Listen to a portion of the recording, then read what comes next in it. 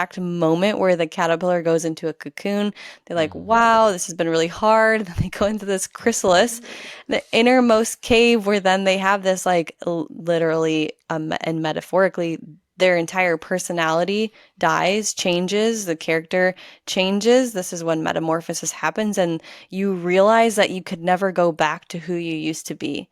You've experienced so much perturbative stress that you've already learned, you've endured so much, but you've also learned so many new skills that you'll never be able to go back to who you used to be. Hello and welcome to the Go Encourage podcast, where I talk to real people about real life, trying to gain some insights from their experiences building courage. Before we get started, I just want to encourage you to hit that subscribe button on YouTube. It really helps the channel grow and it helps me to bring more guests onto the podcast. You can also do the same on Apple Podcasts, Spotify and Amazon with a like and a follow. And if you're looking for links to social media channels, you can find them at www.goencourage.com.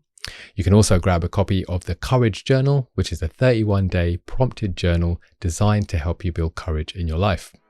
All right, with all that said, let's bring on my next guest and let's see where the conversation goes.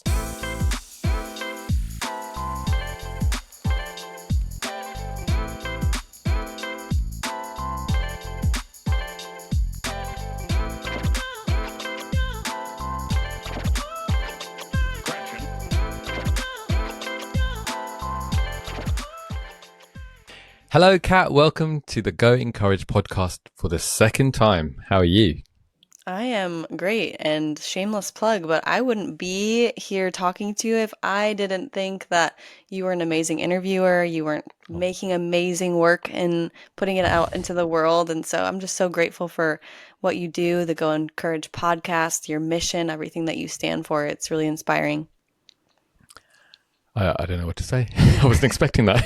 Thank you. Of course. You're having brave conversations that need to be had.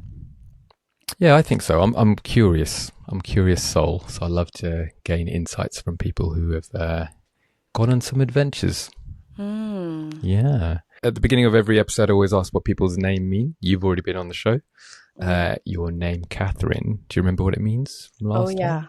I actually recently just did I asked ChatGPT to translate my full name. So my name, Catherine, means pure. My middle name is Melissa, and it means honeybee. And my last name is Smailis, and I was like very curious about learning more about the origin of that name, and it means sword of truth. Ooh. So the symbology of my name means someone who speaks the truth with kindness. Which I was like, oh, I actually really love that because I'm known to be pretty truthful, but I try to always come from a place in my heart. I always try to speak from my heart. So whatever truth comes out, it has that sweetness of being from a good place. Like a honeybee. Like a honeybee, yeah. We've known each other now for, a year and a half. We didn't know each other before the podcast. I think it's developed into a lovely friendship, so thank you. And I bring that up to say I can give testimony to what you've just said there. You know, our interactions, you've always been so truthful and honest, so kind, and as an intimacy therapist as well. I know I haven't seen you as a therapist, but just in our friendship, you've brought a lot of value to my life. So I really appreciate that. Thank you. That's so sweet. And since we last talked, we and the whole entire globe have gone through quite a transformative last couple of years. So I'm looking forward to sort of diving into hearing about your transformation. I'm happy to share parts of mine because I think a lot of people will resonate with if you're feeling out of control or confused or just like, what is happening in the world? You are definitely not alone.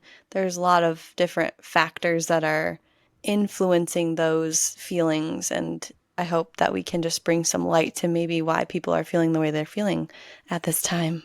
If you're listening to us today, we have recorded an episode before. It was episode 15, I believe. And if you want to learn more about Kat, learn about her dynamics growing up, what her favorite food is, all that kind of stuff that we covered before, it was part of the relationship series back then. And Kat, you brought so much wisdom to that conversation. It is and continues to be one of the most popular episodes that I have put out. So thank you for that. But, you know, more importantly, like people are being impacted by what you brought to the table. And I know I've sometimes screenshotted and shared with you some of the things that people have said, but I just wanted to say that to you on this episode, because we don't have to cover getting to know you this time around. If you want to get to know Kat, go and watch the other episode. And now we can just get straight into stuff and draw out your insights around courage today. Sounds great. Thanks for saying that. That was sweet. We've started off really sweet, haven't we? Yeah, we're in a sweet space. It's that honeybee, you know? Yeah, and I was doing intimacy work, so I was known in the last episode as Kat the intimacy therapist. And through a series of events that have happened in the past couple of years, I actually decided to step away from intimacy. I needed a break from it, just based on certain things that have happened. And so it's been challenging to find a new identity in how, and not just that Instagram is the way that you need to have some sort of character that people know you by, but in general, when people are asking me, what do you do? Who are you? There's just so many aspects of what I do, who I am, that it's hard for me to just say, oh, I'm a therapist, and I'm also a seeker, and I'm also very curious, and I'm a global traveler. And, there's just so many different aspects of myself that I'm exploring at this time. So I'm in the middle of sort of a Instagram name change / a new identity shifts, and just learning more and more every single day to embrace that uncomfortable feeling, being in the dark, like you said, like being in the dark of, I can't really see clearly what's happening next, but I'm trusting the process of transformation. And if you're someone who likes things neat and tidy, that's a really uncomfortable place to be, being in the limbo of, wherever you are at in terms of the start of that place, that journey, and then going to the destination, if there is even a destination. And then, trying to work out how to get there and who you are as you go in that direction. Yeah, and actually you just sparked this thought. People who are, like everyone, wants some sort of order. It helps them to have expectations, and from expectations, and if you're able to predict something, it means that you can feel safe in your body knowing what's coming. But from a nervous system perspective, and my own exploration of what has happened in my life and this unraveling, is that the neat and tidy, orderly thing that we experience often, and not wanting to push beyond the boundaries of what we can expect in terms of a relationship or like making a change of some sort, they're actually these mental, psychological cages that we keep ourselves in based off of our nervous system's perception of what's safe or not. So there's a really amazing quote. It's like, people will stay in the comfort of a familiar hell versus the discomfort or the uncertainty of a familiar heaven, right? So or maybe that's opposite. It's like people will choose the familiar hell over the unfamiliar heaven, because the unfamiliar heaven is something that their nervous system is deeming could be unsafe because they're not familiar with the feeling of like, oh, it's more safe. I'll have more love. I'll have more acceptance on that side. But I don't know how I'm going to get there. I don't know what's going to come on my journey to actually connect to that part of what I can experience. So people will stay in what's familiar and comfortable, even if it means that you're really unhappy or you're really miserable. Yeah, what comes to mind is the phrase "better the devil you know," because it's kind of similar sort of thing there, isn't it? Like, oh, okay, at least here we know what to expect, or I know what to expect. Over there seems scary, unsafe, like you said. Yeah. But there is something within us, I think, that wants to know what's on the other side of the fence, right? The grass is greener on the other side. So there's this desire to peek over and maybe fantasize about what's on the other side, but actually taking the step to go in that direction, there's that barrier of, the nervous system saying, hang on, danger. There's have you read The Untethered Soul? No, I haven't. It's a book they use Do I a need to beautiful. write this down? It's good. It's a good book. There's some good lessons in it. But one of the examples that the author gives is like a dog with an electric fence around the yard. And he knows he can't go beyond the barrier because he's been shocked before. He's been in discomfort.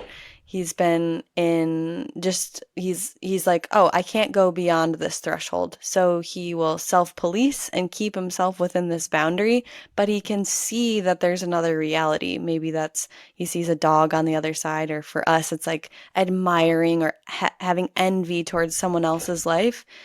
And this dog in the book, every day it sort of like touches the edge of the discomfort, but it's like a very curious dog. It's a seeking dog. It's this dog that really desires, I would like that reality instead. And then one day it makes the leap and actually crosses the boundary. And this is where it goes on this like hero's journey. It has this desire, it crosses the threshold, and now it's on an adventure. It sort of endures some pain as it's going through this threshold, but then there's like this whole other reality that exists beyond the comfort of what you think is the only way to be living. It's like this invitation for a new way. And I'm seeing that in the book, The Alchemist, that you beautifully recommended on the last episode. I still haven't finished it. It's taken me so long to read it, but I'm loving it. I think he's getting to Egypt now. Mm. And just the whole process of him learning who he is, thinking it's going to be this easy ride, right? Like, hey, I'm going to move into this space in my life. It's going to be a 10-step process. I'm going to watch a course and read a book, like, seeing the kind of, the mirror to modern day world. But then in every little step that he takes, there's blockage, there's a barrier, there's an issue. He's got to find his way around it, or maybe not even around it, find out who he is and all that kind of stuff. It's incredible. So when you said the Untethered Soul, I was like, all right, if Kat's read it, it must be good. I'm right. Yeah, it's good. They um, also, another analogy in it is that people who have been hurt in the past by something, they have like this wound and that has like a thorn in it, right? You have mhm, a thorn, and a lot of people, there's like two choices in how you can respond to being hurt in the past. You can build a whole life around avoiding having to touch the pain. mhm, You're like, don't look at it. I don't want to see it. The avoidance, running away from things. And then there's this other person that's like, all right, I'm ready to actually deal with this thing that's mhm, hurting me. So they pull it out, and in the process, again, it's painful. And mhm, there's this bravery, this courage that needs to happen in order to like make the decision to do the thing that you know is going to be painful, knowing that there's going to be more relief in the long term. But there's a lot of us that are building lives around actually just avoiding having to look at ourselves, avoiding to have to look at potentially things that could cause us pain. But in doing so, you're really making a small backyard for yourself as this dog. You're in this like self-contained mhm, cage that keeps you from really living a more fulfilled life. mhm. Yeah, absolutely. I'm thinking about when I was younger. When I got splinters. So I'm quite avid DIY. I like to do some stuff, etc. And then when I was younger, I used to get splinters, and I used to be like, "No, no, don't touch it. It hurts." Like, and just thinking it's going to go away if I don't do anything, and if I go near it, it's going to be painful. Whereas now, and my children have kind of, told me, Dad, you shouldn't do that. I'm like, I'm getting that thing out. I don't care if I have to cut the skin around it. I don't care if it's like going to cause pain. I'm getting this thing out because I don't want to live with it. And then once you get it out, you're like, and then you're left with some pain, right? Because you didn't really need to do that. But I'd Mm. rather have that and then it heal than to have the splinter in there for longer than it needs to be in there, which is, like a very small example of what you're saying there in terms of the principle. Well, and just because I know you and we've had a conversation previously about the way that you are responding in life and right now in your current situation, and what you just described and how I see people's patterns of behavior is how you do one thing is how you do all things. I didn't Mm-hmm. make that up. That's a actual like you've probably heard that quote Mm-hmm. before. How you do one thing is how you do all things. So when I'm looking at that behavior, you're like all in on going to find the thing. And I see a lot of people who are doing personal development work and healing work. They're like, I'm ready to look at the thing. I'm ready to Mm-hmm. get it out. But I also know about you that you'll do more than necessary. You'll hurt yourself in the process. of doing the thing that you know is right at the expense of more pain for you. Mm. So there's a lot of healing in knowing that maybe I don't have to leave myself or hurt myself more in order to actually heal the thing that I'm trying to heal. So it's an invitation to be a little bit more gentle with yourself in the way that you are navigating some of the challenges that you're having. Yeah, and I think I need to be a bit more gentle. Um, I think, uh, look, hey, it's going courage, right? Being super authentic and open with you. Like, I think some of the stuff that I've probably been through since we spoke last has been, soul crushing. And there's been multiple things. And so through it, yes, of course, there's pain, there's tears, there's hurt, there's why me, why am I going through this, etc., etc. And then also, of course, me, because it's the consequence of decisions that I've made, and we've got to face those consequences. And I think by going through those things, I've become more resilient, stronger. I rely on myself a lot more. The question that I had, and I'm still answering, like I'm by no way finished with this, but the question that I've had about myself is, can I do hard things? Maybe I can't. And now when things come at me, especially, I also now work in the health and wellness space as well. And so we're working with clients who are going through tough things as well. And part of me being able to support them and help them isn't based on any qualification, but it is lived experience. And so I'm able to walk alongside them and say, not quite the words, how you do one thing is how you do everything, but to say, courage is a muscle. And if you keep flexing that muscle in one area, you'll rely on yourself a lot more, and therefore you'll have self-integrity, which is such a hurdle to begin with. But once you start doing it, it becomes like a boulder going down a mountain, and you start to get momentum. And all of a sudden you're saying yes to things that would petrify you, without even, I've got to a point now where I get asked to do something at work. Oh, I hope nobody from work is watching this and they start asking me to do more stuff, like, or something hard. But I'll get asked to do something, and my instant response will be like, yep. Like, can you do this talk in front of da da da? I'm like, yep. Aren't you nervous? Oh, hell, I'm nervous. But I know I can do this, that kind of thing. Whereas before it'll be like overthinking, what will happen if this goes wrong, all that kind of stuff. Whereas now it's like, okay, I can do this. But in that, I hear what you're saying. I need to be a little bit more gentle in the way that maybe I am creating some space, some time for prep, some time for some gentleness within myself, and not have to be the hero in all cases. Yeah. And there's two interesting things that you mentioned there. One is that when you're recovering from traumatic experiences, and by traumatic experiences, they can be the big T, where there's lots of trauma, and you would be like, yeah, that's traumatic, or that that is trauma.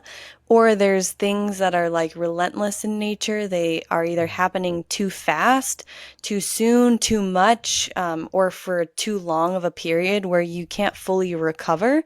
So your nervous system can become traumatized by these events. And as you're starting to heal from them, it truly does require this dance between activation. So allowing yourself to go into the activation of the memory or talking about it, but then also developing and having something called a internal resource for you to say, okay, I'm going to take space from actually having to process this. And I know my way back to heart-centered living. I know my way back to being able to tend to my needs, or I've experienced a relationship or relationships with friends that have been very nurturing and caused me to feel safe. So we're in the process of healing. There's this dance between activation and also gentleness. And that's how we're reestablishing what's called secure attachment internally. Because a lot of us have maybe anxiousness or avoidance based off of how our parents raised us. God bless them. They were doing the best they could, but they're never going to be able to meet our needs as they're happening all the time, because they're also trying to meet their own needs, and life is really complex. So in the dance of, oh, I'm on this healing path, there's this really big need for, like I said, yes, going into the healing, but also knowing that you have access to feelings of being safe or feelings of goofing around, doing accents like we were doing at the beginning of the show. Like doing something fun and playful and silly Mm, actually makes this whole journey worth it. Because mm. why would we keep putting ourselves in situations that are challenging all the time and not including fun in that process? And I think it's like the fun part for me is such a beautiful part of going through things. You know, my go-to is to make a joke about something, and I really like awkward humor. Not everyone does, but if something's awkward, I'd like to make it more awkward for all parties involved because I find Mm. it hilarious. Not always received in that way, but I think it's so fun. Um, it's knowing that though, right? It's not creating humor to avoid difficult things, but it is trying to look at the lighter side of what's going on so that you can come to, I'm not saying it's the only tool that we have in the box, but it helps to regulate the emotions in the moment as things are happening. Yeah. And yes. And the other part of what you said, you started to flex this courage muscle. And Mm-hmm. when I'm thinking about where does courage come from, like which organ in the body does courage emanate from? And to me, it's the heart. So the Mm. heart is answering, yes, of course I'll do that. Yes, I'm inspired. I'm going to do that without thinking. So you have this like strong, really, really strong relationship to your heart that you're building. What does Rix want? What do I desire? And the head can come in and say, could make you overthink or make you not actually move forward because of the fear of what's Mm. unfamiliar. But Mm. when you're actually following the guidance of your heart, that's when you on this hero's journey, which we're going to talk about, it becomes your compass to be able to Mm. navigate the hero's journey. So you are this amazing resource for people to not only build their courage muscle, but to also find the direction of their heart. Mm. Oh, I like that. I really like that. Yeah.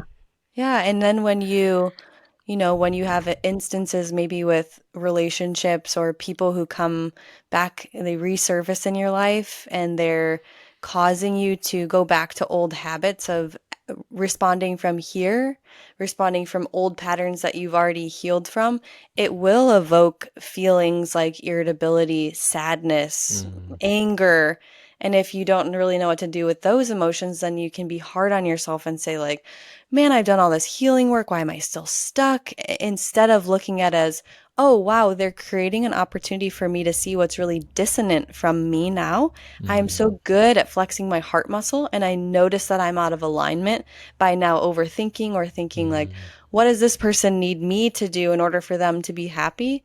You've already outgrown that pattern. So your body's Mm. just trying to redirect you to say, hey, you're just off course. Find your heart again, and that's going to lead the way.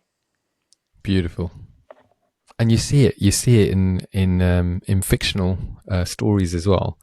I think I mentioned Suits off camera, and it's a show that I kind of jumped into. It's been well recommended for years. I never really watched it, and I just jumped into it last year. And I'm thinking about two characters here. So one is Harvey Specter. He's like the cool one, the alpha male, the one. Look, I'm not gonna lie. I'd love to be like how Harvey Specter. I think he's just what a guy. But he's very much up here. He's very, very head. And then you've got Lewis, who is, I believe, the contrast to Harvey. He's all heart. Um, he'll make deals based on whether or not he likes a cat. Like he'll get really insecure about things when he falls for someone. He puts on this fake thing because he doesn't want her to see the real him. And he's a mess of a human in the program. But what you see is this dance of the heart and the Mm. head. And for me, anyway, I fell in love with Lewis because in all of his mess, in all of the decisions that he made, fair enough, listen, it's fictional. It's written, I get it. But in the journey and what he kind of discovers about himself, you see him being present in Mm. his decisions and connecting to his heart most of the time.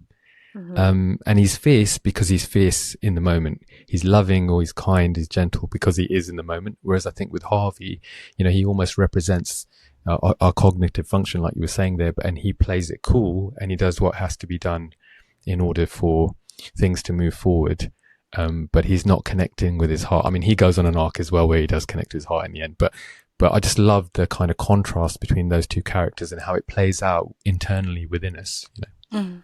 Yeah, that's amazing. And the character that's stuck in his head, although he's a successful character, Mm-hmm. he's basically just moving through life with habituated responses that he knows or can predict will cause a certain outcome. And then the other character is like, okay, moving through the area of the heart, and it's going to lead him in directions that he has no idea what the outcome will be, but he trusts. This is where faith comes in. He might have mentioned said in his mind, I want a certain outcome. And then he's using his heart to sort of guide him on this direction, even if it leads you off course. The off course was meant to be there to teach you some sort of lesson or give you some insight that you wouldn't have been able to find if you just stayed in the frontal lobe or the logical analytical mind. And this is actually the people who are following their heart and saying yes to things that are really uncertain is actually how we're pushing the population forward into new spaces, because there's a Buckminster Fuller quote that talks about you can't hate a system that exists, right? You can't like say that it's wrong. You have to endeavor instead to create a new system or a new way that makes the old system obsolete. And the only way that you can do that is if you're thinking outside the box, thinking differently than those habituated responses that continually bring us to the same outcome in life. And we see that outside of that show. We see that in our lives. We see that globally, what's happening. Yeah. We're just these habituated responses. We have a two-party system in the United States that it hasn't served us to, or maybe it has, it's pushed us in directions, but do we keep pushing a system that causes the same issues, or do we endeavor instead to create a new system that would make a two-party system obsolete? And what's really interesting about the American system, or at least what I find fascinating, is that it was built on the realization that people cannot be trusted. And I think it's very interesting to say the least, but I quite like that it was founded in that way, because other systems or other cultures would look at the best way of doing something is this way, and we can trust that it will work out because the people at the top will be really good. Whereas the American system I find really fascinating because it's saying, actually, we don't trust each other, so we need three branches of government that are independent from each other, and then there have to be checks and balances in place. So in theory, it's quite a good system. In reality, and how that system is being used, that's another topic of discussion, or debate, I should say. Yeah.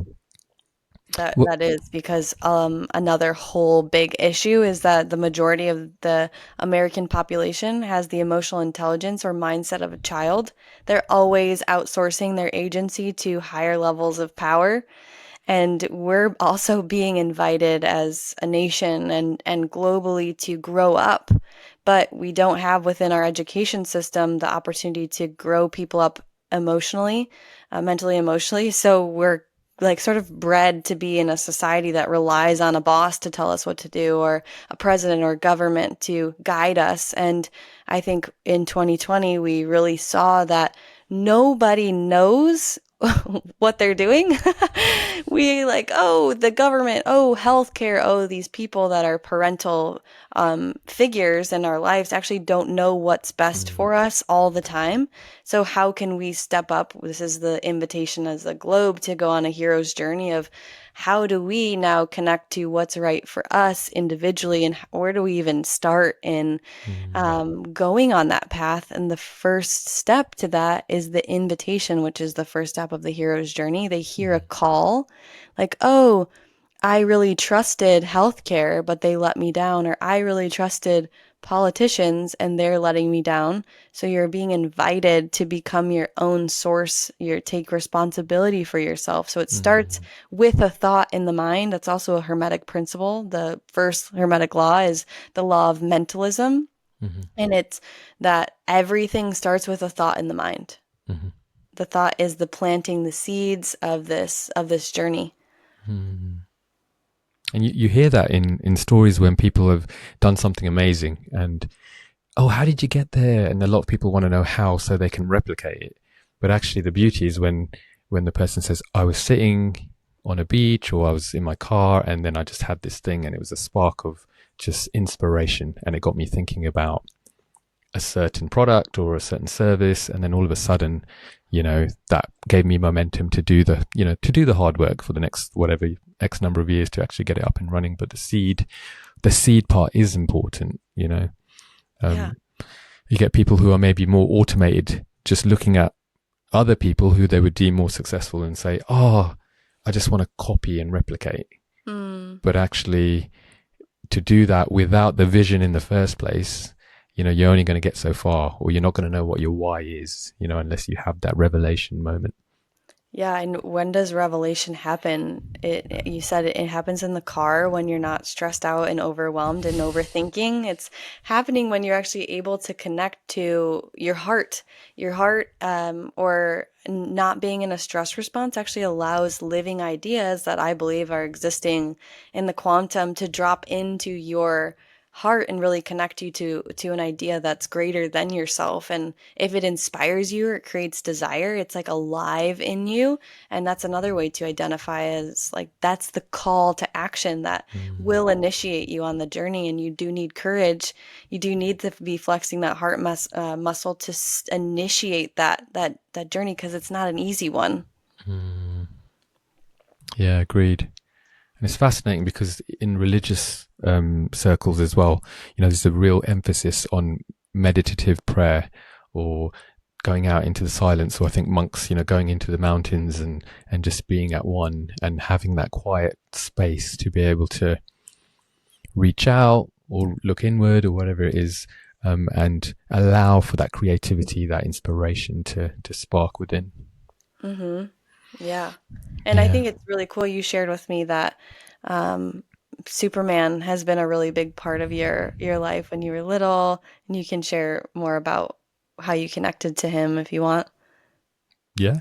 So it's a funny story, but when I was younger, I had a Superman suit. I don't know where it came from. Um, yeah, I should maybe ask my parents, but I had one. I must have been, I don't know, 3, 5, I don't know. And my dad, an avid photographer, it's really funny. Sorry. Beside me over here is my dad's original camera that he used Hmm. like 40 years ago. And I was moving things around and it just so happens to be in a case over here. So anyway, um, Oh. so he takes this picture and he's, I'm a photographer as well. So it must have been the genes, creative gene. Um, but where I would use Photoshop back then, there wouldn't be Photoshop, right? So he'd print out the picture and then he cut around it. And then he put it on this massive poster or picture or whatever it was in our house of the Niagara Falls. Hmm. So some of my earliest memories are looking up at a picture of Niagara Falls with me on one of the little rocks there as Superman. And I think from that point on, it must have sparked my love for Superman.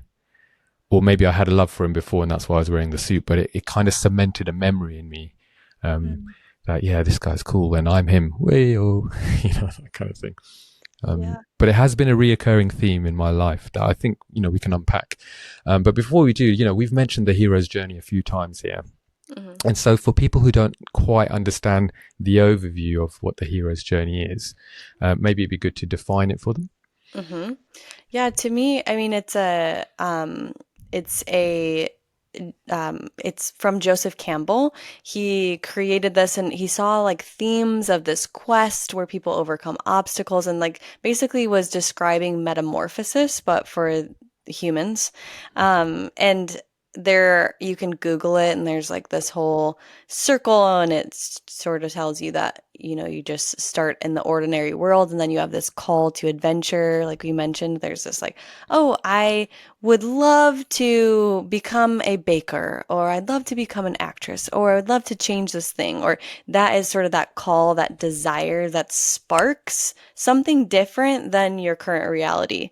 And then it talks about like, oh, there's some people that say, no, I can't do that. I'll never do that. and that's the refusal to the call. And then there's people who say like, I feel the fear, I have the courage to cross the threshold. And once you cross the threshold, you initiate this adventure that you're going on. This is like where lots of themes in movies come from, or books that we really resonate with. It's like the person that goes on a quest, that goes through obstacles, that overcomes, and then becomes, triumphant. We love that story. And so Joseph Campbell was talking about that we are constantly being initiated into this hero's journey. So once you cross the threshold, that's when you start to actually like enter this. You're being tested, because through tests and perturbation is actually where character development happens. So you have tests, you have allies, and then you're basically breaking down your caterpillar into the butter. This is like the exact moment where the caterpillar goes into a cocoon. They're like, wow, this has been really hard. Then they go into this chrysalis, the innermost cave, where then they have this like literally and metaphorically, their entire personality dies, changes, the character changes. This is when metamorphosis happens, and you realize that you could never go back to who you used to be. You've experienced so much perturbative stress that you've already learned, you've endured so much, but you've also learned so many new skills that you'll never be able to go back to who you used to be. And so on the other side of this process is like, oh, you are reclaiming and resurrecting and becoming a new version of yourself. So that's sort of the quick and dirty version of it, but you're being initiated, then you accept, and you go through a perturbative process. And then there's the thing that I don't think a lot of people are talking about is in the process of metamorphosis, where you're going from the caterpillar into the chrysalis, and everything feels really confusing, which is where I know a lot of people feel right now. They're like, wow, we've been through so much and I don't even know which way to turn. You're right on the brink of such an incredible transformation. And that also looks like allowing feelings to come up, the grief process of anger, irritability, sadness, like letting those emotions actually move through is what allows the process of transformation to complete. So from a nervous system perspective, we're clearing any sort of emotional residue that's holding patterns of things that you've been through in the past. Just like we talked, if you are so used to now, oh, I now live from my heart, and then a reminder comes into your life of like, oh, old patterns, old ways of being, and you feel this like intense grief or anger, that's actually your system is trying to say, that's no longer resonant. I'm clearing any energy that is attaching me to that pattern that keeps coming back around. And in doing so, you're preparing your organism, which is your body, for a new way of being that will keep you in alignment with this new you. Does that make sense? Yeah, makes sense. Yeah, so from like a philosophical standpoint, the circle, the cyclical pattern of growth and evolution, but from a nervous system perspective too, it's like I really want to hone this, just emphasize this, because I know a lot of listeners probably have bubbling emotions that it's really easy to, if something is coming up, then you activate an old coping mechanism of like being really distracted or having an addiction of some sort. Addiction doesn't have to just be substance. It could be, it could be so scrolling on social media, or immediately going to compare yourself in an addictive way to like, look at all these people and what they're doing and what I'm not doing, or numbing yourself in some way and not actually allowing the energy to move through. That's the biggest barrier. Once you actually move through that barrier, you see things more clearly. I guarantee you'll have lots of wisdom that comes through. And if you're having trouble with that wisdom, there's lots of practitioners, including myself and you, Rix, that I know would be happy to have conversations with people and help them to find the wisdom that is just on the other side of that emotional suppression or repression. All sorts of connections and examples are going off in my head, but one that comes to mind, we talked a little bit, I think before we started recording, about piano and guitar. And so with the piano, you learn your, well, if you're playing sheet music, it's different, but if you're playing by ear, you learn your chords, you learn the melody, and you keep going, and it's painful and you don't understand it and you're kicking yourself, you missed one note, etc., etc. But you keep going through it, and all of a sudden, it's like a light switch turns on. You don't know when it's going to happen. You can't predict it. It happens. And all of a sudden that muscle memory kicks in and you're not even thinking about what you're playing anymore. It's just happening.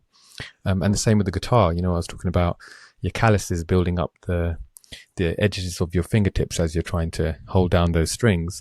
And again, it takes a couple of weeks. And then when you get to that point, all of a sudden you can make those chord shapes without thinking about it. But if you give up because it's hard in the first couple of steps, then like you're saying, you never quite see the reward. You never see the heaven, right? You get stuck in familiar hell, and you don't want to take that step forward and see the beauty of what could be on the other side. Yeah, that's a beautiful metaphor.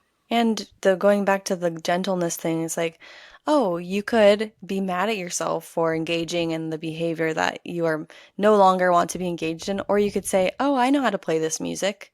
I remember it very well. I can play this song in my sleep, and I know it's not the type of music I'd like to play anymore.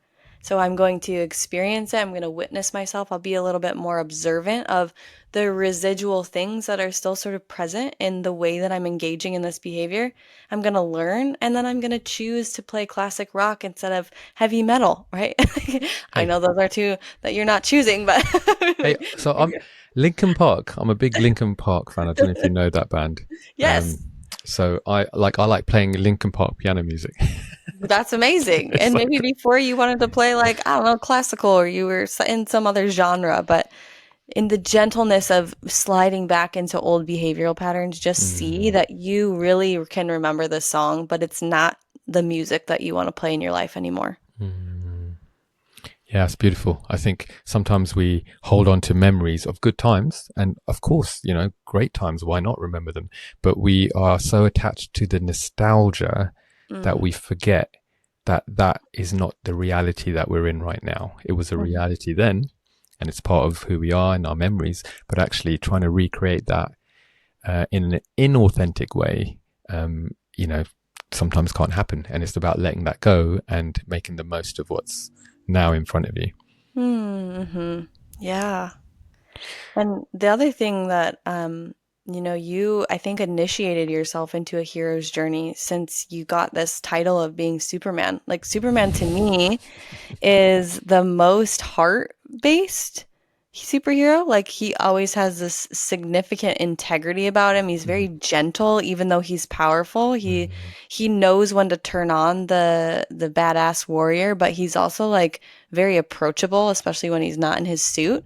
He's like, oh wow, it's just Clark Kent, and he's this farm boy and has like the most golden heart and would probably, be open to talking to anyone. And so I think that your background story of who you are becoming in a really powerful part of your life, 45-year-old man, not that you're there yet, but like you're you're entering a very like full power, full no reins, like who is this the most powerful version of yourself, and you're getting very close to it in parallel to like what are the qualities that you really love about Superman other than the ones that I said?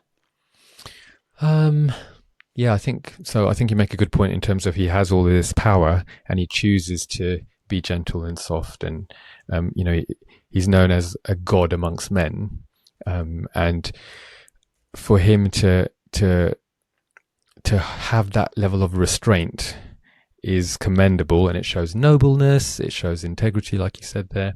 But another thing that I think can be missing from him. A lot of people say Superman's not the greatest superhero because he's hard to relate to.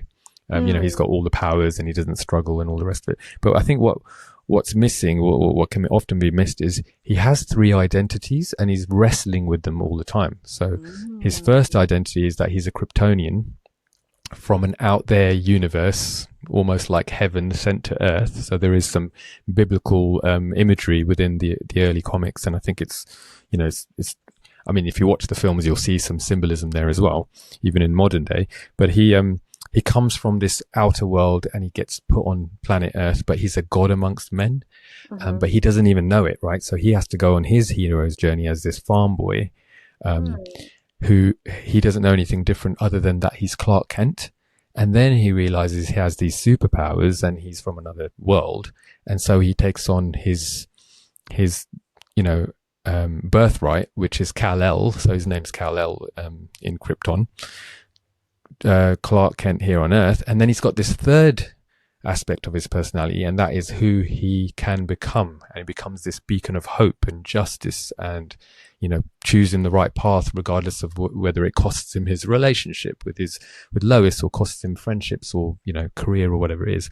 So there's this sort of triad of identity that he's wrestling with, and I think that is the part of Superman that often gets forgotten, because they think he's this incredible being who's playing it dumb, but actually there's so many layers to who he is and how he has to respond and show up in the right space given the situation. I'm a bit of a geek on this subject, but for me, that's fascinating about the character. Yeah, and actually, I think what you're finding is the middle way between both of those two characters. So you could see it as he has three, or you could see that the third one is actually a beautiful combination of both of those people. It's pretty cool. It's Yeah. like I can be really powerful, and I can also, you said restraint, but I would actually say that he has range. So he knows, and this is the work that I do with people, is that when you're repressing yourself, when you stay in a little cage, you're actually not experiencing the full spectrum of what it should mean to be a human, because you should be able to flex all the muscles of the emotional spectrum. You should be able to feel rage and grief and these like really hard emotions in your body, because once you actually unlock the felt experience of them, you let yourself go to that place, going forward, I can access that. I know how, and I'm choosing this other way. So not that you're limited by, I'm scared of that. You're like, oh, I know that I can go there when it's necessary. Sometimes it's necessary to show anger, rage, stand up for what you believe in. And I also know that there's another way. I have access to peace and love and understanding. And so within that range that you access in healing work and nervous system work, you find the middle way, which is your heart. You're always in your heart.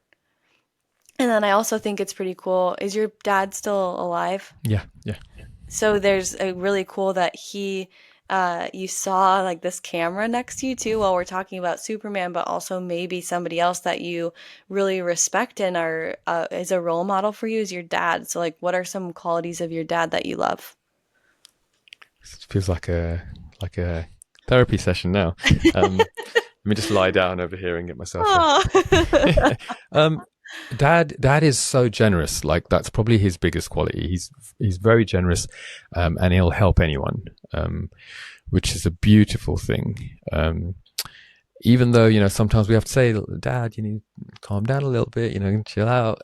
He can be someone you can count on, and someone who turns up and shows up for things. So I think that's definitely a quality that has subconsciously fed through. Yeah.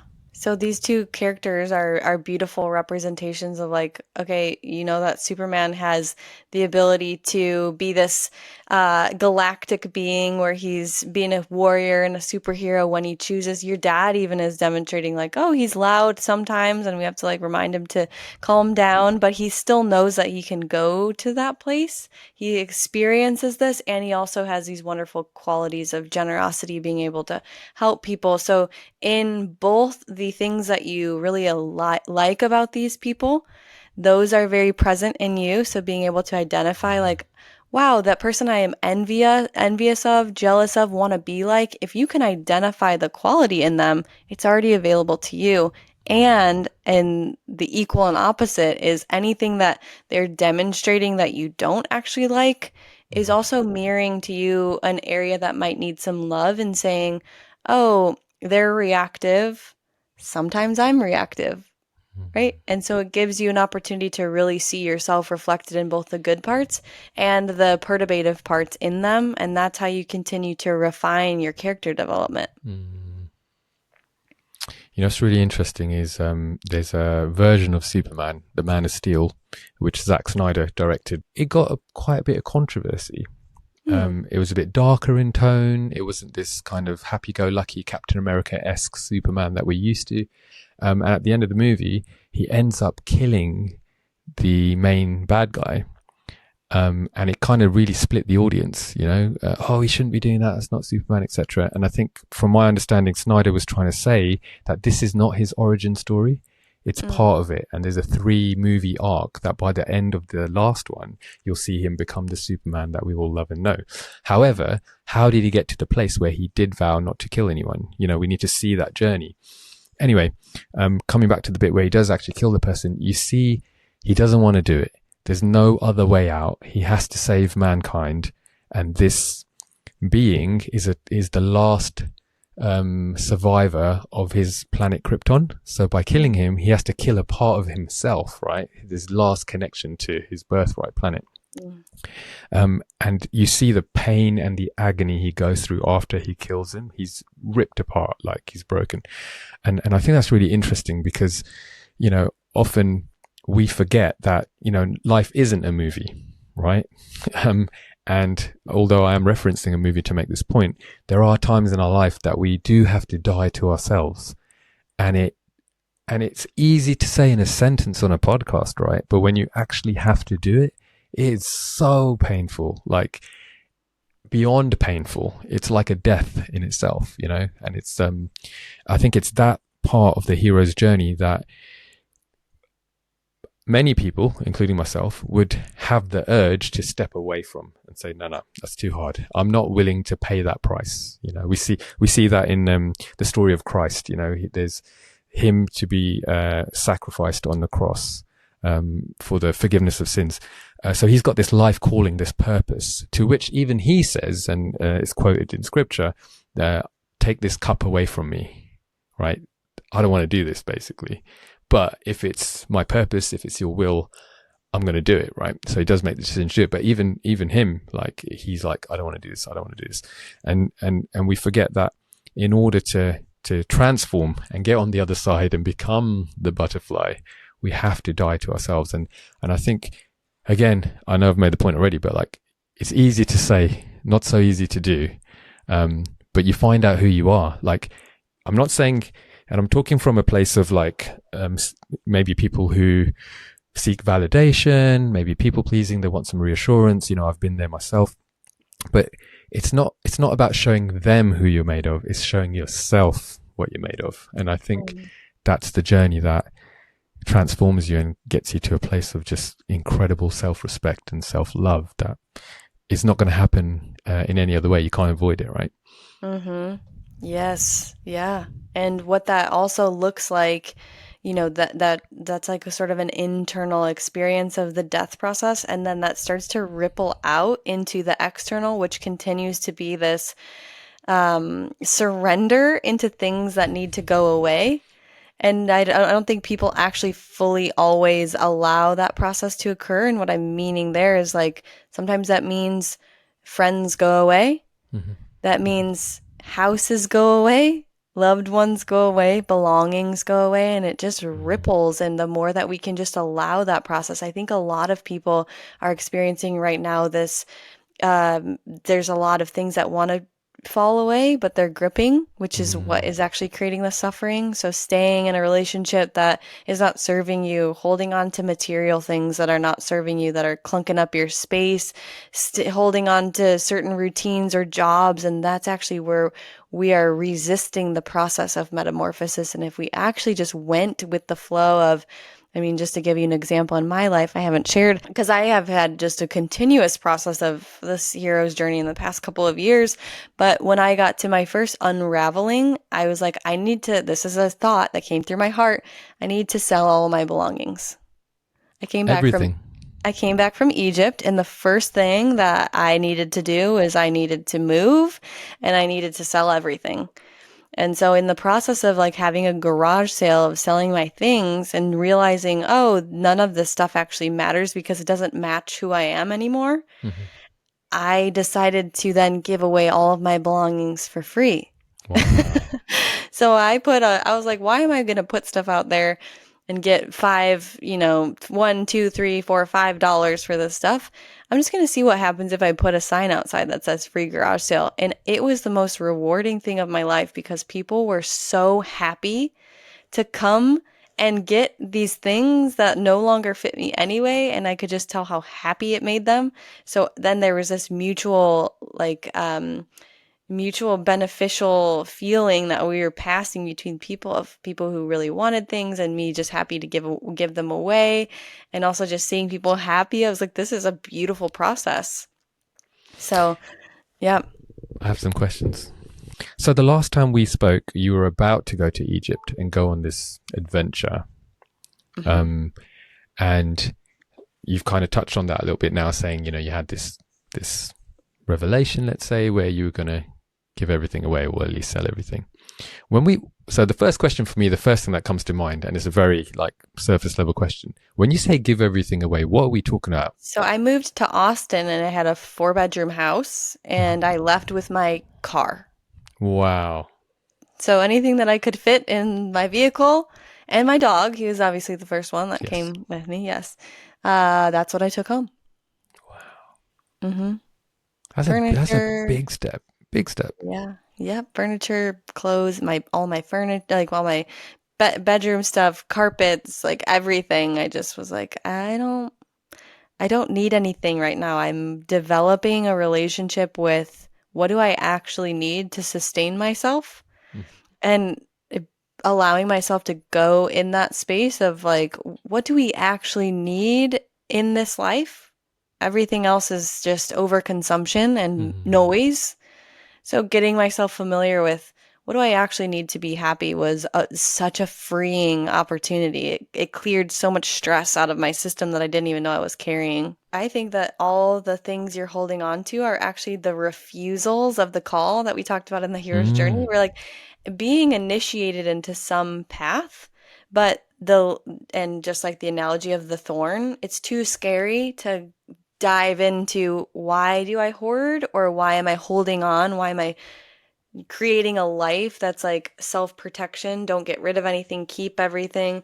It's like building a whole life around the avoidance of having to answer the call, to pull out the thorn, to actually feel healed or feel Mm. healing. A few years ago, before we met, um, I had a year and things were just going crazy. Um, and then for about 3 months, I lost everything that I didn't realize I was so attached to.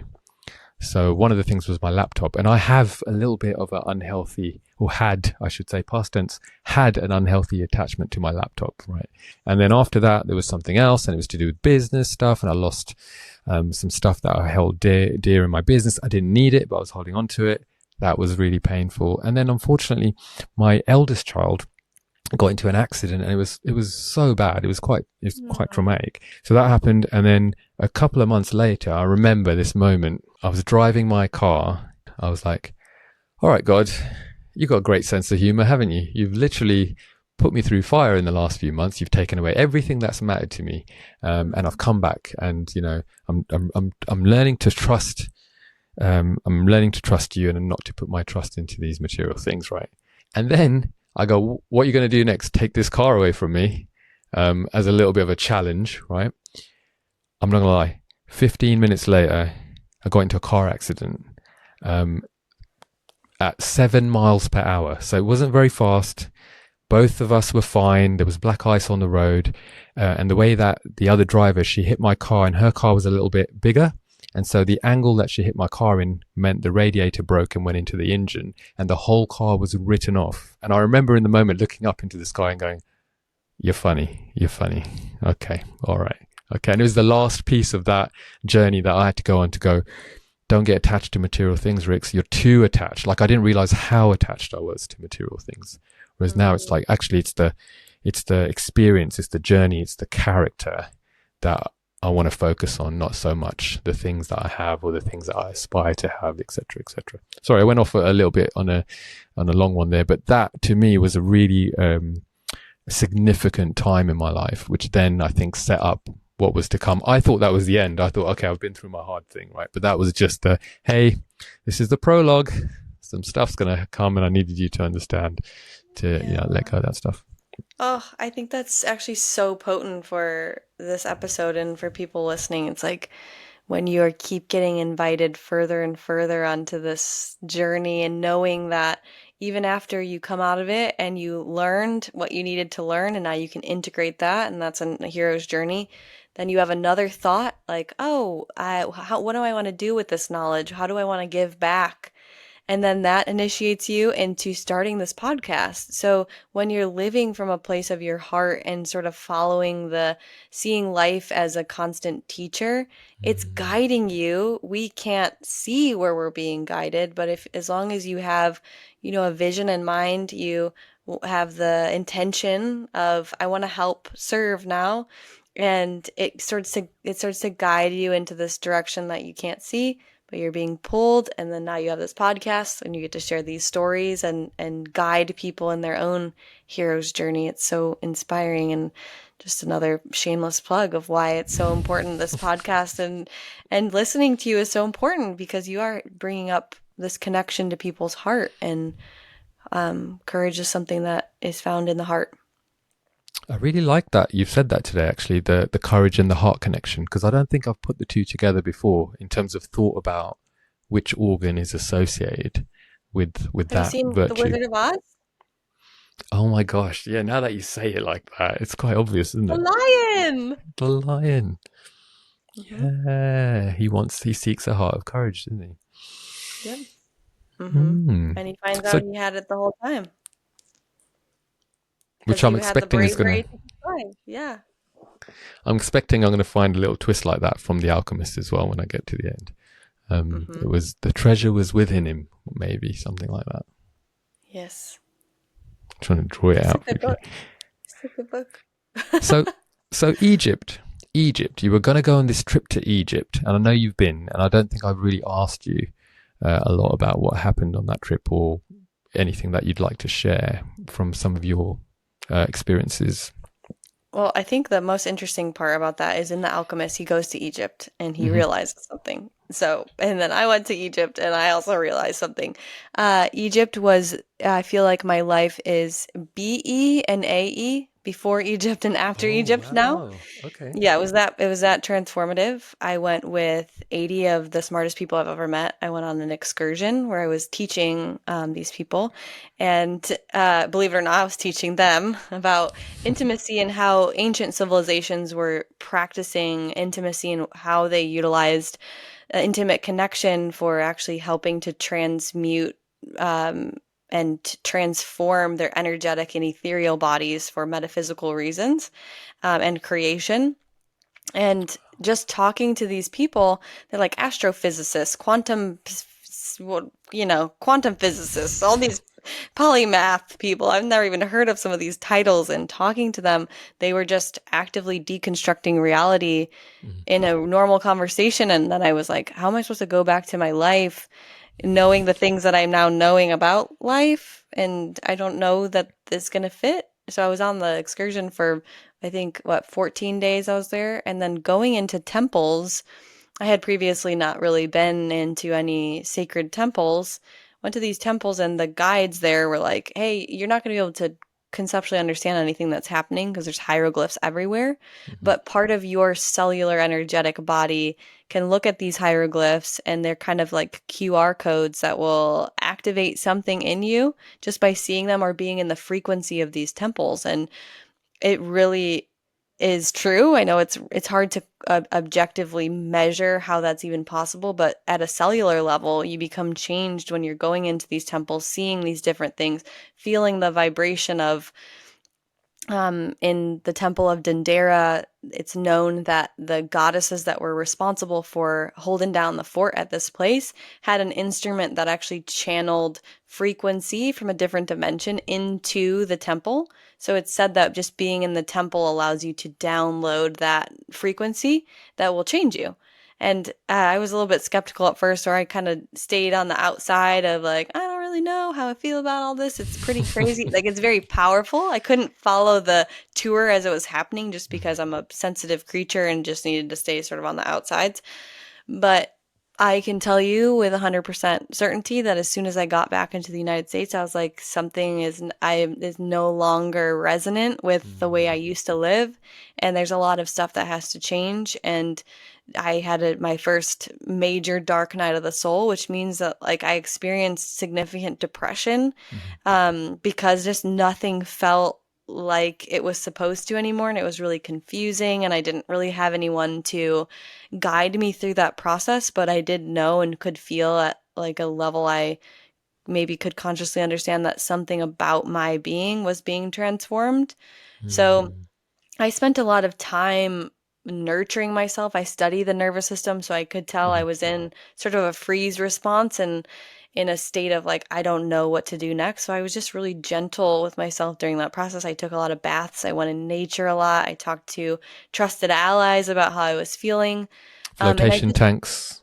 Yes, flotation tanks. I was microdosing at that time too, which was a huge help in my process of coming back home to myself and being able to integrate the amount of energy and information I received in Egypt. Mm. And slowly but surely I started to emerge. I started to have more energy to go outside and walk and like maybe go back to the park and then go to the gym. And so it was a slow rebirthing process that happened, but I had to be really gentle and really slow and try to be understanding as I could with myself during that process, because you can't rush it. Mm. You can take measures to dampen how you feel, which would be, escaping, or you could really be with yourself in the unraveling. And on the other side of that process, I learned a lot. I learned a lot of new things about myself. New gifts came online. I became a completely different person. And now I feel like my role in the next iteration of how I show up to serve people is sort of this like death and birth doula, like Mm. helping people to actually transform through the process of like a psychological death process that's occurring, sort of just be there to guide them and invite them in spaces where I feel that they need to explore, while also remaining a safe ally. Like I can be that pendulation between them going into activation, but also knowing that they have someone or something that can help them to have their head above the water and Mm. feel safe for a minute and start to develop that internal resource within themselves. And then they can slide back into processing. And so just this beautiful ebb and flow into the healing process. Mm. I'm thinking of the Matrix, right? Yes. And I'm thinking about the red pill and the blue pill. It symbolized this choice that we have. For me, when you were saying that, I was thinking of you as like almost Morpheus there, where you've become awakened. You can't see reality in the way that you could before. Now you're saying, you're offering that to other people and helping them go on their personal journey. And, I decided my planted seed was I want to be an intimacy therapist. And what is intimacy? It's deeply understanding another person, but you can only deeply understand another person in an embodied way if you've been to the depths of where you're Mm. trying to guide people. So I still feel like I'm really doing intimacy work. It's just in a different frame. But Mm. I could promise you that I feel like I have more capacity for intimacy now after having gone into the depths of myself than I ever would with just showing people exercises or things that they could do to be more intimate. It's actually when you take yourself to these places Mm. that's where the deepest intimacy lives. But not everyone wants to go there because it requires a lot of pulling out thorns, healing those parts of yourself.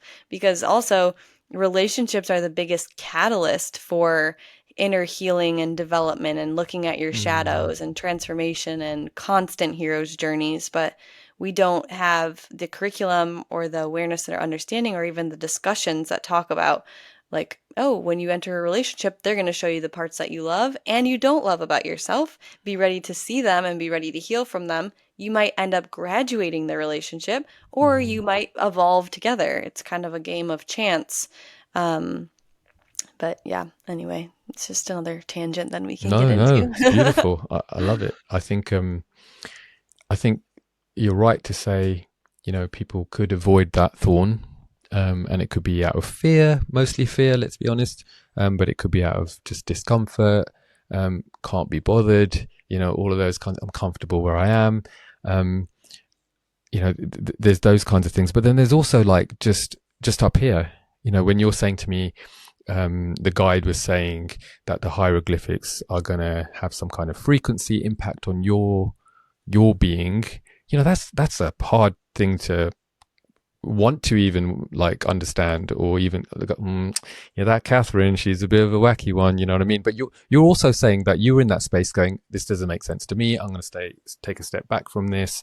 But then you had the experience, right? And you can't argue with that. And that's what I think is really important to me when I'm talking to people on the podcast and trying to gain insight. It's from their understanding and from their journey and what that meant and what that means and what we can sort of extract from that as well. Because it's really easy to say, hey, the Bible says this, or hey, this holistic therapist says this, or hey, this study says this, and that's great, cool, whatever. But unless you actually are willing to live and have an experience and go through those things and carry those things, it's all hypothetical. And so, you going through that and coming out the other side and getting to a place where you will now, hold on a second. Mm-hmm. What does this mean for my evolution? That's a really interesting place to be. Yes, and you just describing like, yeah, all these other people are saying these things, but if you buy into what they say and you forget about yourself, you're self-sabotaging and you're giving your authority away. Mm-hmm. So it's like, yes, you could listen to that person, or you could listen to them and take it into your own being and say, what is true in my heart about this thing? Even if it is kooky. You're like, this doesn't seem logically like it makes sense, but something about what you just said is evoking an emotion in me of curiosity. Mm-hmm. And as soon as it turns into curiosity, you've already initiated your hero's journey. Mm-hmm. Yeah, and that whole process of going to Egypt and being confused and unraveling, since then, I have significantly changed my life. I now work at an emotional intelligence institute where we take people all over the world and have them go to sacred sites. And I've been to over 40 different temples in the past 2 years. And I continually learn from them. It also sounds kooky, but there's so much to be learned at these places that you can't even, if you see something built, you see a temple built in Egypt and it just blows your mind because you're like, we have nothing like that has been built recently. So what are we doing wrong? Mm. And just the constant questioning and curiosity and keeping an open mind will just continually make the most beautiful life for yourself. And it's all things that I could easily say, my family doesn't want me to do this. They think it's really scary that I'm traveling around the world. But my heart is pulling me with every invitation. My heart is just guiding me on this quest. And one of my siblings, I'm from a family of 5, and one of my siblings was like, man, I wish that my kids have just a tiny little fraction of your spark, because I don't know how not to follow my heart. So it's been a beautiful, beautiful journey so far. Which is why you go on the journeys, right? Because you listen to your heart. You listen to that courage organ that's saying, let's go, let's go, let's go, let's go. Mm-hmm. What you like in your social circles? Are you the one who will initiate the whatever activity is going on? Oh, yes. Yeah, definitely an initiator and leader. Yes. Oh, yeah. Yeah, I have no problem standing up first or second for that matter. Yeah, definitely an initiator. You mentioned your family there. I'm going to shout out your sister, who I'm hoping will come on the podcast. I can't remember her Instagram handle. Is it Dressed by Jax? Is that right? Yeah, Jax. She wasn't the sister that said that particular thing. She's my youngest sister, but yeah, she's the only one I know. So she's doing great things too. She focuses on helping people to create a self-image through clothing and through clothes that they already have, which I think is so cool because it's like you could create a heart-based wardrobe that really allows you to take what's on the inside of how you want to express yourself, and she helps to curate that. So it's just you're just a big net for heart-based living. Well, I mean, I've reached out to her. She said she wants to come on, so that's great. We'll try and organise that. But I've since just sent her some stuff going, hey, I've got this jacket, right? I'm trying to express differently. Can you help me with colours and stuff? And she's so knowledgeable. It's crazy. Yeah, she is. color psychology and the visual field is quite impactful. That's why there's that first impression Mm. um, thought is because yeah, the visual field is giving you so much information before you even have a conversation with someone. Which is new to me. I've never really bothered that much. I just think, hey, I like this jacket, I'm going to wear it, that kind of thing. But Mm. there is something about, or at least what I'm interested in, is not so much what it transmits, but it's how I feel. So it's almost, if we go back to we've talked about Superman quite a bit now, it's almost like putting on the costume, putting on the cape, putting on the business suit, putting on the hoodie, like depending upon what it is you're doing. And it almost helps position yourself in a place of, whatever it is that you're trying to achieve or move towards. Well, those two things are interrelated. How you feel and how it's perceived or how you're influencing are actually the same thing because in the Mm. quantum field, you have an electromagnetic field that extends beyond your physical body. So it's Mhm. like this bubble around me, this bubble around you, and what you feel is actually emanating into the field, which influences how people feel about you. Mm. So if you feel like I feel confident and I feel that internally and I want that to be represented outside of me, you're creating such a coherence in your signal that other people will feel like really safe around you. They'll feel like, wow, he really knows who he is. So you're sharpening your signal by first allowing it to set in embodiment internally. And then with the external representation of that, that just solidifies how you're already making people feel. Mm. So much wisdom, Kat. Always bringing it. Ugh. So just so I can get my head chronologically, so you went to Egypt, you came back, you had that, can I say, depressive state? Is that fair? Yeah. So you went through some of that, tried to understand what that was about. You were gentle with yourself. You were able to re-engage in a different way, in a more evolved way. And then you mentioned going to like many other temples after that. Was there a link between that and you setting up all your stuff and moving and things like that? So, well, I started working for the Institute, and so we travel all over. I've been to, let's see, Peru, Italy, Portugal, Spain, Bolivia, and India, and Sri Mm. Lanka in the past 2 years.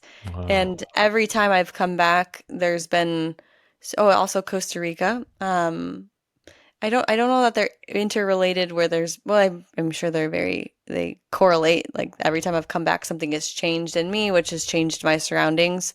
But it's just been such a fast evolution that it's sort of hard to point at like what is causing what, if Mhm. that makes sense. Yeah, yeah. I don't see Hmm. you as someone. I mean, hey, not meaning to judge, but I don't see you as someone who's taken a tour bus around the city. Um, I would imagine, and I think I've contacted you, and you've been out in a country when I have, but imagine you're going and looking for meaning, and you're looking for symbolism, and you're looking for insights into culture and things like that. Was there anything Yeah. that stood out to you, and that one Insight. maybe that comes to mind? Insights into culture for sure. It makes me more and more sensitive to how sympathetic dominant the United States is. So by Mm. sympathetic dominant is we are very primed to go, go, go, do, as a lot of other countries are, but in particular because we have such a higher rate of consumerism and capitalism, there's just always this pressure in the background that if you're not productive, you're failing.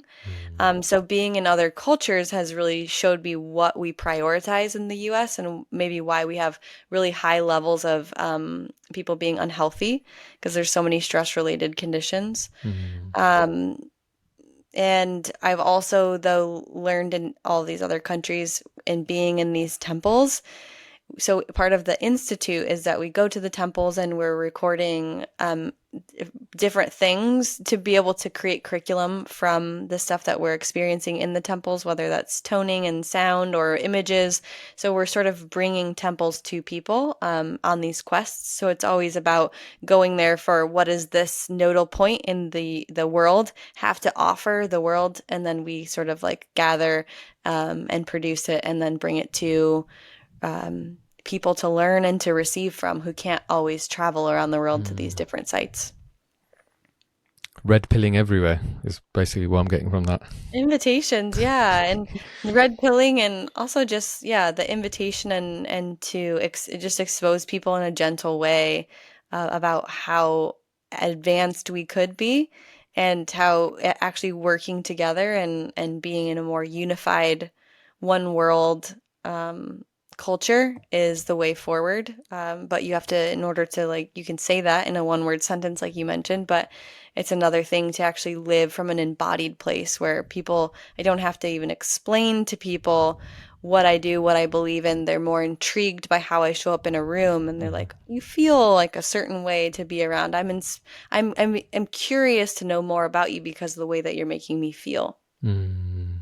Way more people are going on retreats. Way more people are, going to sound healing or getting in touch with their spirituality or praying more and all the rest of it. But I think that's a natural response to, oh my God, I need something outside of this human experience to ground me. We're processing at a rate that's faster than what we've been designed to do. And therefore we're dysregulated and confused and not even knowing what to do with that. Whereas I think 10 years ago, maybe 20, 30 years ago, our expression was to be angry and to express that anger out. Whereas now I'm seeing, even though we see a lot of people polarized at the moment, there's more frustration than there is anger. And there's more acceptance of, oh, well, nothing's going to change. We'll just plod along.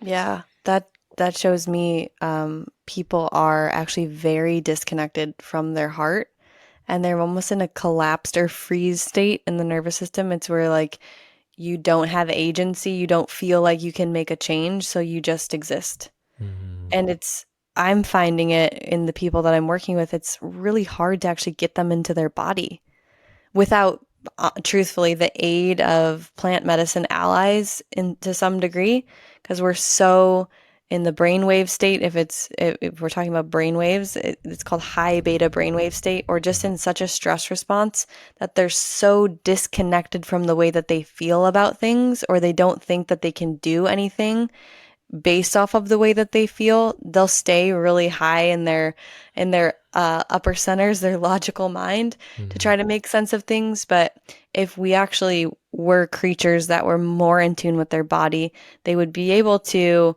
move through significant emotions of injustice or rage or fear or grief. And on the other side of that, they would be more inspired to take action.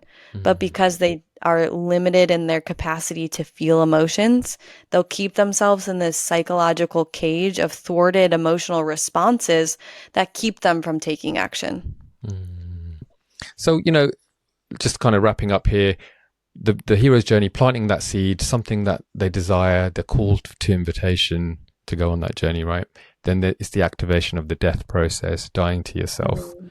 um, and processing the grief as you do that. We talked a little bit about that today. And then the bravery to keep going, the courage to go, okay, we're going to move towards a new reality. What does that heaven look like? Or do I want to Mhm. stay in the hell? And then the last part, and feel free to share if you'd like to, because you have been on quite an adventure, and I believe you'll continue to do so. The last part is the transformation, the discovery. It's when you actually go through, is it metamorphosis, and you become the butterfly that you were invited to become at the very beginning. Yeah, I mean, I think I know that we've already said this, but really the butterfly is like, okay, know that you are just this tiny little caterpillar, and then you're moving through perturbation, or you feel this desire, this call.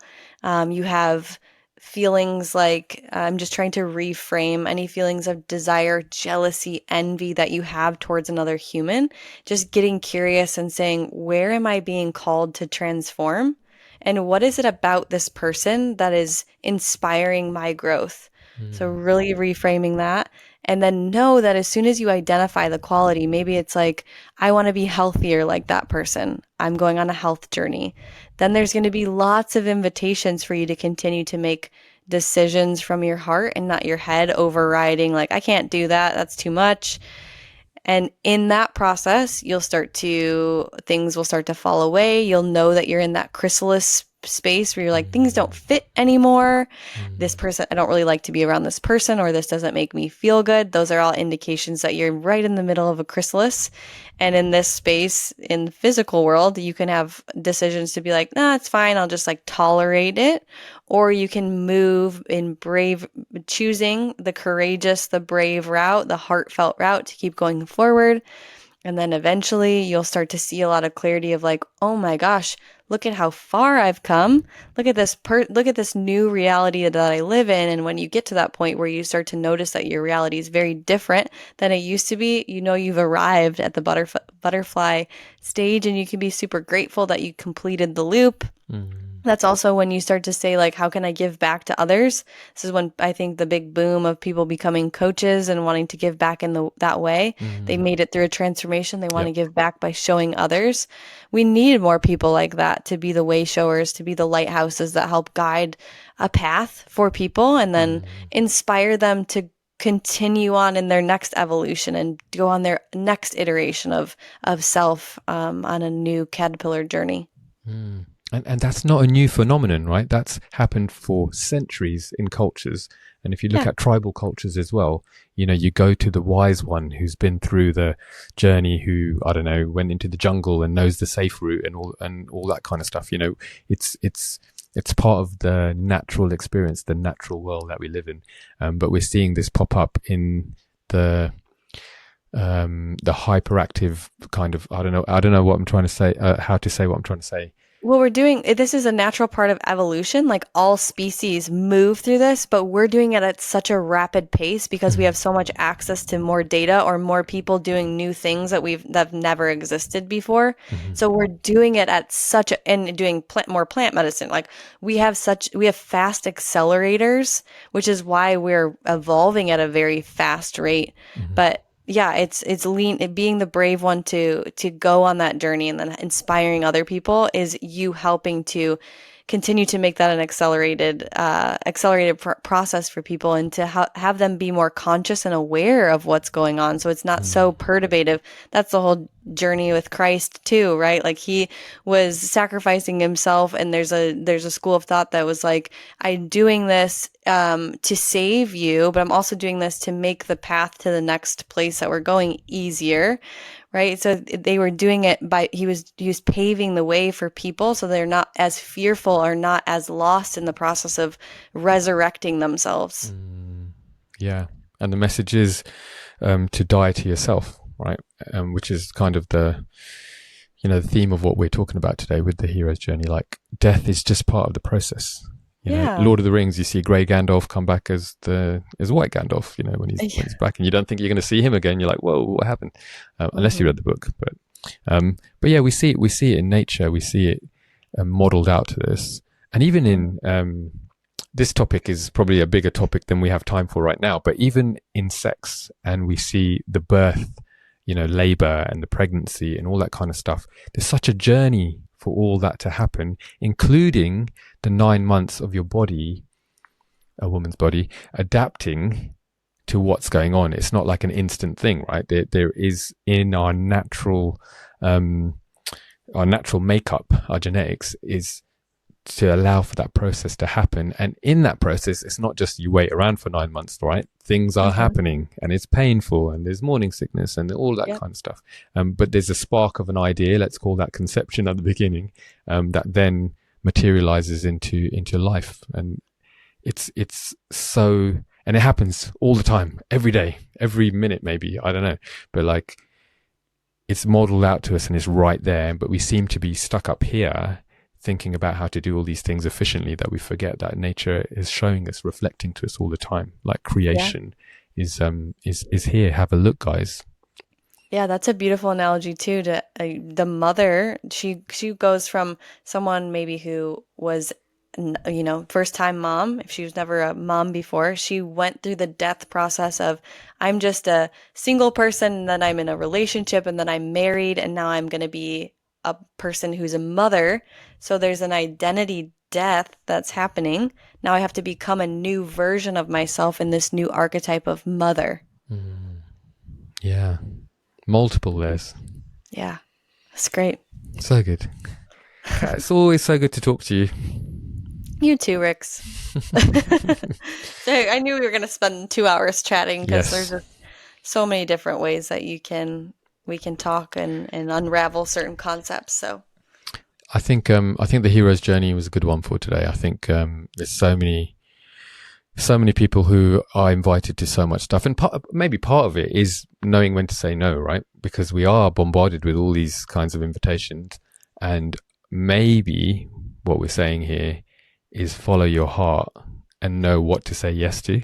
Because if yeah, you're trying to do it up here, oh, this is the most efficient one. Because if I say yes to this, it means I can run a marathon and I'll be fit and healthy and I've got to eat this food. But actually, your heart is saying, no, no, you've been invited to this other thing, and actually, that takes is probably a lot better for you than the other thing. I'm just trying to think off the top of my head, but yeah, knowing when to say no and following your heart is quite an important yeah. part of that. Using your heart as the compass to make decisions and not giving your authority to someone else to inspire you. I mean, someone else to throw you off course and saying like, "Oh, I need to go do that thing because they told me." It's like, no, what do you think that you should do based off of what your heart is pulling you? Mm.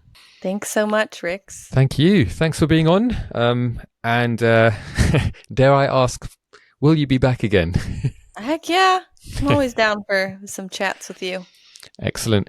So if people are sort of experiencing you for the first time on the podcast, I would again redirect them to episode 15, which you were on. We were talking about relationships then. But if people wanted to get in touch with you, where would be the best place for them to find you? Would it be Instagram? Would it be a website? Yeah, Instagram, and I also work at the Emotional Intelligence Institute. It's called Graceline Institute and the website's gracelineinstitute.org. You can read about all the crazy things that I'm into right now. Excellent. And if you do change your Instagram handle or whatever, we'll just update it in the description here on YouTube. Great. Would you like the honor of wrapping us today? Yeah, sure. I mean, I think the biggest theme about all of this is, subscribing to your channel allows you to connect to the concept and the invitation of going in courage. And what does that mean? It's going in the direction of your heart's greatest desire, using it as the compass to guide you even when you're uncertain or scared, knowing that your heart always knows the way. Beautifully put. If you're listening to this, we'll see you on the next one. Goodbye, Kat. See you later. Bye.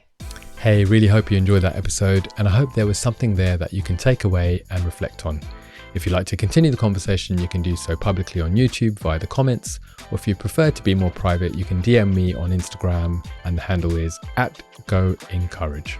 You can also find links to everything at the website, which is www.goencourage.com.